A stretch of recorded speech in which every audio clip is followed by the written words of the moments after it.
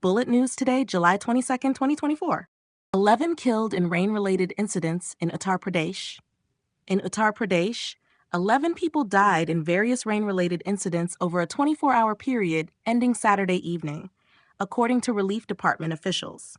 The fatalities included 5 individuals who drowned, 5 who were struck by lightning, and 1 person in Ghazipur district who died from a snake bite.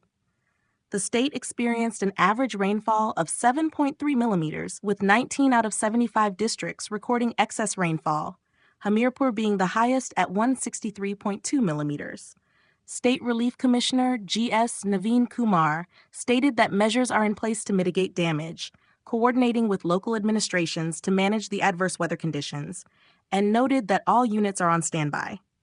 Local administrations in Gorakhpur, Siddharthnagar, and Gonda mobilizes 4,000 troops, paracommandos, to combat rising terror in Jammu. In response to a surge in terror attacks in Jammu, the Indian Army has deployed an additional 3 to 500 soldiers and 500 paracommandos to the region. The areas of Rajouri, Poonch, Riasi, Doda, and Kathua have seen deadly assaults on both the army and civilians, creating fear among residents. Intelligence reports suggest that the terrorists are highly trained and equipped with advanced weaponry, posing a significant threat. Netanyahu heads to Washington amid war and U.S. political turmoil. Israeli Prime Minister Benjamin Netanyahu is heading to Washington amid a brutal war, where he will address a joint session of Congress. His speech comes at a time of heightened tension following Joe Biden's exit from the presidential race and ongoing conflicts with Hamas. Netanyahu plans to emphasize Israel's bipartisan ties with the U.S. and maintain support despite the uncertainty of America's next leader. He will meet with Biden, who is recovering from COVID-19, and Vice President Kamala Harris, who is seeking the Democratic nomination. This visit marks Netanyahu's 4th address to Congress, aiming to reassure his ultranationalist partners, the Biden administration, and the GOP. However, it also poses risks of angering key constituencies essential for his political survival. South Africa's apartheid killer claims police complicity in brutal murders. A convicted South African murderer, Louis Van Shore, who killed dozens of black men during apartheid, has told the BBC that police sanctioned his violence. Van Shore, a security guard, claims others share the blame for his actions.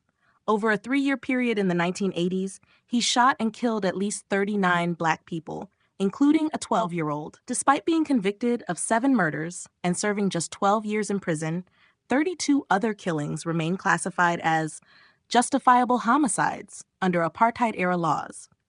Investigations reveal harrowing evidence of his brutality, contradicting his claims of innocence.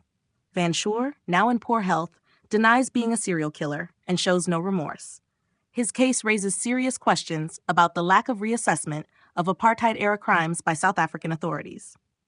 Kerala on high alert after Nipah virus claims teen's life. India's Kerala state has issued an alert following the death of a 14-year-old boy from the Nipah virus.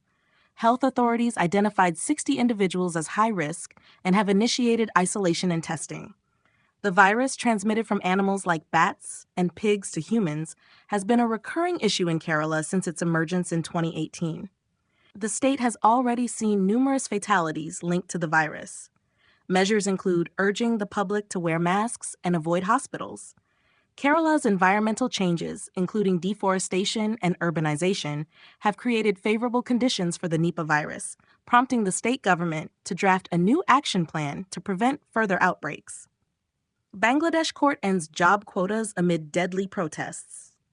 Bangladesh's Supreme Court has overturned most of the job quotas in the public sector, a decision that has sparked violent protests across the country. The ruling reduces the quota for veterans' relatives from 1/3 to 5%, with 93% of positions to be filled based on merit. The move follows violent clashes that have resulted in over 100 deaths. Protests erupted after the reinstatement of the quota system, previously abolished in 2018, leading to widespread unrest in Dhaka and other cities. The government's response has included a curfew, communications blackout, and reports of severe police crackdowns on demonstrators.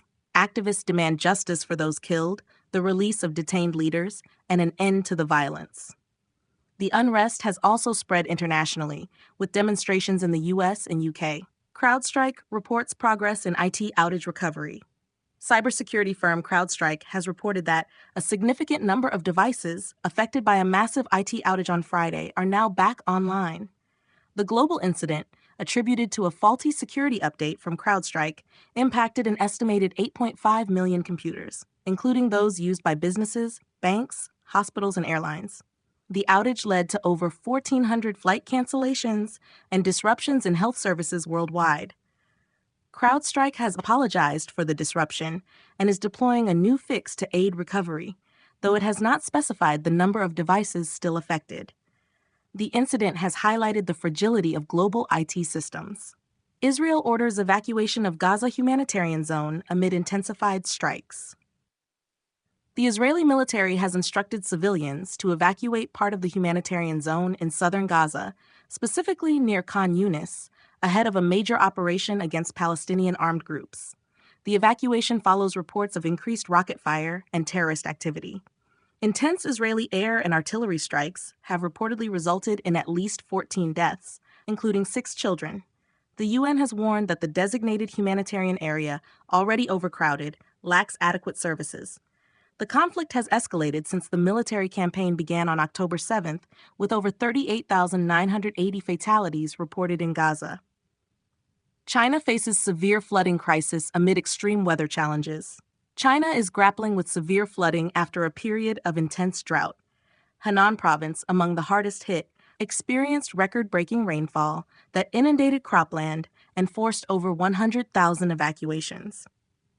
The flooding, which has killed at least 34 people recently, reflects a broader trend of extreme weather exacerbated by climate change. The government has pledged to enhance disaster management and infrastructure, but faces challenges due to the scale of damage and ongoing climate impacts.